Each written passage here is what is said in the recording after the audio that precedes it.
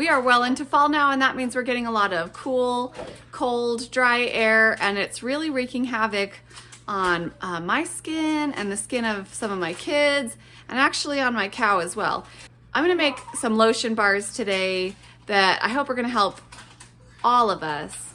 I just make a really basic lotion bar with 1 part each of olive oil and coconut oil, and then beeswax. I've got some beeswax from our beehive. To make this a little bit better for the skin, I have some calendula petals that I dried from my garden. I will warm up the olive oil a little bit and infuse these calendula petals in the olive oil all day, and then I will make the lotion bars by the end of the night because we just need it to be done quickly. I'm gonna start by weighing my beeswax because then I am going to measure out equal amounts of the other ingredients. So 4.85, I'm going to measure out 4.8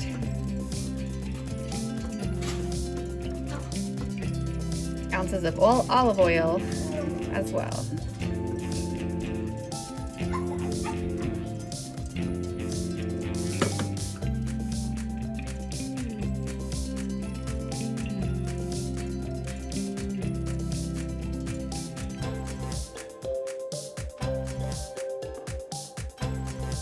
After steeping the olive oil in the calendula petals, I strain those out to get out the petals.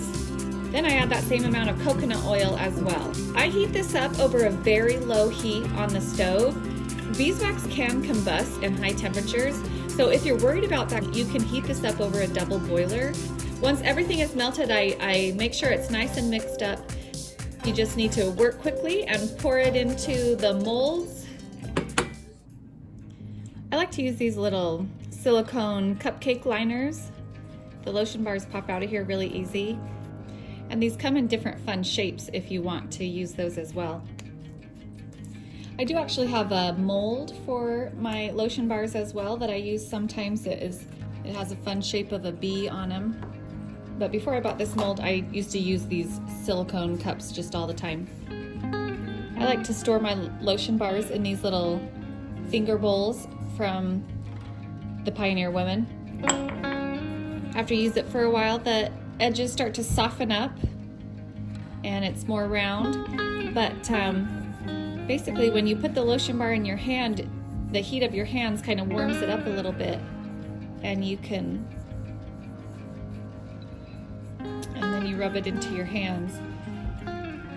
The solid lotion bars are especially good for if you have cracks on the edges of your fingers. They're really good for elbows and for knees, and they're really good for little spots of eczema on babies and kids. We just keep these in the bathroom on the counter. With the rest of this, I was making some salve for my cow, and I went ahead and added about twice as much olive oil to make a more creamy consistency that I've been using on her teats because it's so cold. So you can really adjust the recipe any way that you want to.